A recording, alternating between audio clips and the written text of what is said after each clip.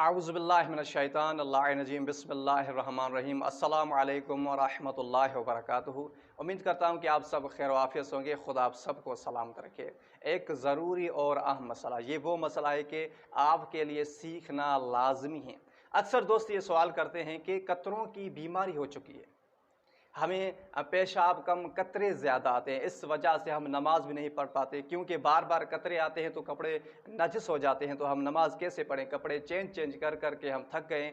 उसके बावजूद हम डॉक्टरों के पास जा जाकर दवाएं ले लेकर हम थक गए हैं और कतरों की बीमारी ख़त्म होने का नाम ही नहीं ले रही। तो अब देखें कि इसमें हमारी गलतियां कौन सी हैं। देखें, जो भी बीमारी होती है तकरीबन उसमें हमारी गलतियां होती है। वाहिद बुखार है जो इंसान के जिस्म में अचानक चला आता है, उसके अलावा जो भी बीमारियां उसमें 90% हमारी गलतियां होती हैं। सबसे पहले ये देखते हैं कि आखिर कतरों की बीमारी क्यों होती है, ये कतरों की बीमारी आई कहाँ से।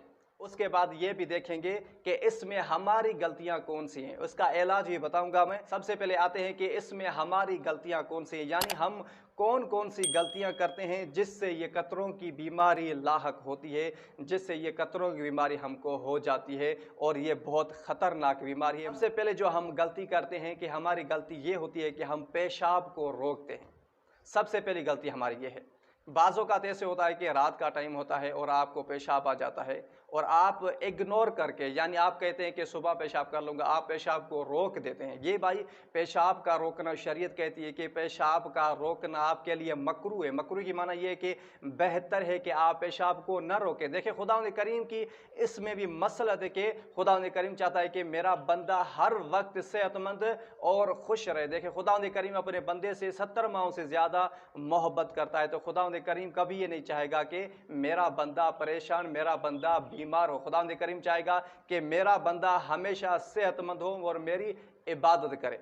देखिए, पेशाब यानी आप बाज़ औक़ात ऐसे होता है कि रास्ते में होते हैं, गाड़ी में होते हैं या किसी महफिल में होते हैं, दोस्तों के साथ होते हैं, जब हमें पेशाब आता है तो हम अपने पेशाब को रोकते हैं, हालांकि हमें पेशाब नहीं रोकना चाहिए। उसके अलावा अगर आपको डॉक्टर कहता है कि भाई आप पेशाब न रोके, आपके जिस्म के लिए मुज़रे, यानी मसलन अगर आप बीमार हैं, डॉक्टर आपको कह रहा है कि आप पेशाब न रोकें, आपके जिस्म के लिए नुकसान है, तो उस वक्त आपके लिए पेशाब का रोकना हराम, यानी शरीयत कहती है कि आपका पेशाब का रोकना हराम है। क्यों? क्योंकि आपके जिस्म के लिए नुकसानदायक और इससे कतरों की बीमारी भी वाक़ई होती है।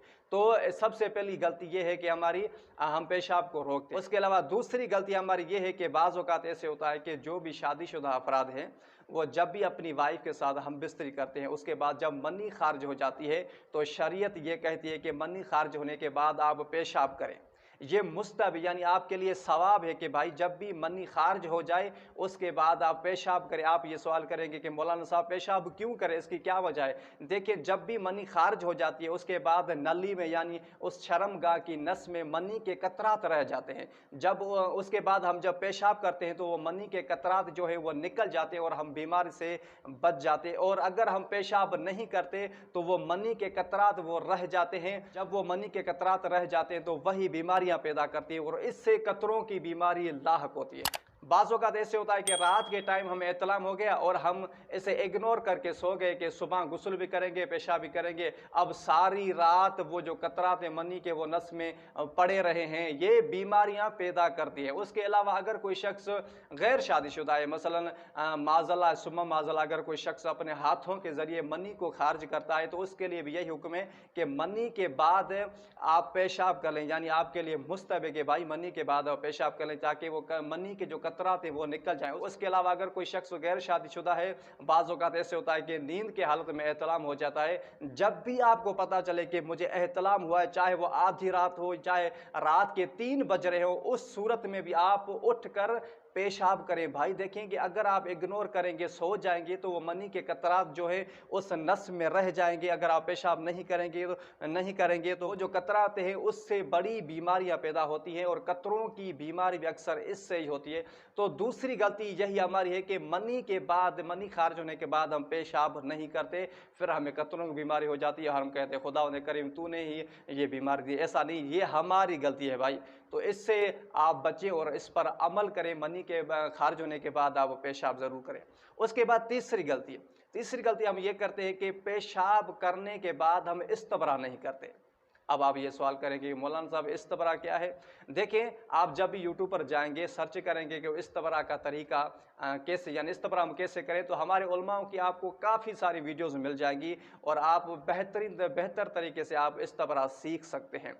तो पेशाब करने के बाद इस्तबरा करना मुस्तहब, यानी खुदावंद करीम कहता है कि मेरे बंदे जब भी आप पेशाब करें उसके बाद आप इस्तबरा करें। अब इस्तबरा करने का क्या फ़ायदा है भाई? इस्तबरा करने का फ़ायदा ये है कि जब भी आप पेशाब करते हैं तो पेशाब के जो वो कतरात उस नस में, उस नली में रह जाते हैं, शर्मगाह में रह जाते हैं, तो इस्तबरा के ज़रिए वो जो कतरात निकल जाते हैं और आप बीमारियों से बच सकते हैं। और आपको ये जो कतरों की बीमारी होती है, इस कतरों की बीमारी से भी आप बच सकते हैं, यानी शर्मगाह की जो भी बीमारियां, आप उस बीमारियों से बच सकते हैं। तो दोस्तों, ये 3 गलतियां अगर हम करेंगे तो हमें कतरों की बीमारी, शर्मगाह की बीमारी, जो भी यानी पेशाब के मामले में जो भी बीमारी हैं, ये हमें बीमारियां हो सकती है अगर हम इन 3 बातों पर अमल नहीं करेंगे। पहली बात तो ये, आप पेशाब को न रोकें, उसके बाद मनी खारिज होने के बाद आप पेशाब करें, उसके बाद पेशाब के बाद आप इस्तबरा करें। अगर आप 3 बातों को फॉलो करते हैं तो इंशाअल्लाह खुदावंद करीम आपको